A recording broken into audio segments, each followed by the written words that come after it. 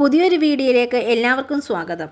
മഹാദേവനായ ശിവഭഗവാനെ പ്രാർത്ഥിക്കുമ്പോൾ ശ്രദ്ധിക്കേണ്ടതും ഒരിക്കലും ചെയ്യാൻ പാടില്ലാത്തതുമായ കുറച്ച് കാര്യങ്ങൾ എന്തൊക്കെയാണെന്ന് പറയാൻ പോവുകയാണ്. അപ്പം നിങ്ങളുടെ ശ്രദ്ധയിൽ അറിവില്ലാത്തതാണെന്നുണ്ടെങ്കിൽ എല്ലാവരും ഒന്ന് ഓർത്തു വയ്ക്കുന്നത് നല്ലതാണ്. കാരണം ശിവഭഗവാൻ എന്നത് ക്ഷിപ്രപ്രസാദിയും ക്ഷിപ്രകോപിയുമായിട്ടുള്ള ഒരാളാണ്. അന്നേരം വളരെ ശ്രദ്ധയോടെ വേണം ഭഗവാനെ നമ്മൾ പ്രാർത്ഥിക്കുവാൻ വേണ്ടി. നമ്മളിപ്പോൾ ആദ്യമായിട്ട് ഒരു മരണവീട്ടിൽ പോയിട്ട് മരിച്ച ആ വ്യക്തിയെ പുകഴ്ത്തി സംസാരിക്കുന്നത് അല്ലെങ്കിൽ നല്ല മരണമാണ് എന്നൊന്നും പറഞ്ഞ് നമ്മൾ പറയരുത്. അതിന് കാരണമെന്ന് പറയുന്നത് ശിവഭൂത ഗണങ്ങളെ പ്രകോപിപ്പിക്കുമെന്നാണ് വിശ്വാസം. അതുപോലെ തന്നെ നമ്മൾ നേർച്ച പറയുന്നത് അത് പുറത്ത് പറയരുത്. നമ്മൾ ഭഗവാനോട് എന്തെങ്കിലും ഒരു നേർച്ച തരാം, എൻ്റെ ആഗ്രഹം സാധിക്കണമെന്ന് പറഞ്ഞ് നമ്മളൊരു നേർച്ച പറഞ്ഞിട്ടുണ്ടെങ്കിൽ ആഗ്രഹം സാധിക്കാൻ താമസമെടുത്താൽ അത് മറ്റൊരു വ്യക്തികളോട് പറയരുത്. അത് ഒരിക്കലും നടക്കാൻ സാധ്യതയില്ല. പിന്നെ ക്ഷേത്രത്തിൽ വെച്ച് ഉറക്കെ കരയരുത്. അത് ഭഗവാന് ഇഷ്ടമുള്ള കാര്യമല്ല. എന്നാൽ കണ്ണുനീർ വരുന്നത് തെറ്റല്ല. എന്നാൽ സങ്കടങ്ങൾ പറഞ്ഞ് ഭഗവാന്റെ നടക്കൽ വെച്ച് ഉറക്കെ കരയുന്നത് ദോഷകരമായിട്ടാണ് നമുക്ക് ഭവിക്കുന്നത്. അതുപോലെ തന്നെയാണ് ശിവഭഗവാനെ വെല്ലുവിളിച്ച് സംസാരിക്കുന്നത്. എന്തെങ്കിലും ഒരു കാര്യങ്ങൾ നമ്മൾ പറയുകയാണെന്നുണ്ടെങ്കിൽ അത് ഭഗവാൻ സാധിച്ചു തന്നു എന്ന് നമ്മൾ മനസ്സിൽ ഉറച്ച് കരുതിയിട്ട് നമ്മളങ്ങ് കാര്യങ്ങൾ പറയുക.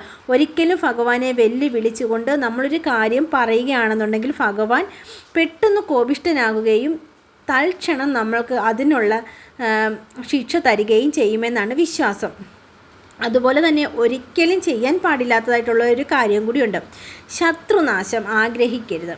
നമുക്ക് എല്ലാവർക്കും ശത്രുക്കൾ ഇഷ്ടം പോലെയുണ്ട്. അപ്പം നമ്മൾ ശിവഭഗവാന്റെ അടുത്ത് ചെന്നിട്ട് എൻ്റെ ശത്രുവായ ഇന്ന ആൾ മരണപ്പെടണം, അല്ലെങ്കിൽ അവർക്ക് എന്തെങ്കിലും അസുഖങ്ങളോ എന്തെങ്കിലും ബുദ്ധിമുട്ടുകളോ ഉണ്ടാകണം എന്നും പറഞ്ഞുകൊണ്ട് നമ്മൾ പ്രാർത്ഥിക്കുകയോ ഒന്നും ചെയ്യരുത് എന്നാണ് പറയുന്നത്. അതുപോലെ തന്നെ മറ്റൊരു പ്രധാനപ്പെട്ട കാര്യം എന്ന് പറയുന്നത് ശിവഭഗവാന് അടുത്ത് ചെന്ന് എനിക്കൊരു വീട് സ്വന്തമായിട്ട് വേണമെന്ന് പറയരുതെന്നും പറയുന്നുണ്ട് ജ്യോതിഷത്തിൽ. അതെന്താണ് അങ്ങനെ പറയുന്നതെന്ന് വെച്ചാൽ ഭഗവാന് കാറ്റും മഴയും എല്ലാം കൊണ്ടിരിക്കുന്ന ഒരു വ്യക്തിയും കൂടി ആയതുകൊണ്ട് അദ്ദേഹത്തിന് വീടില്ല. അതുകൊണ്ടാണ് അങ്ങനെ പറയുന്നത്.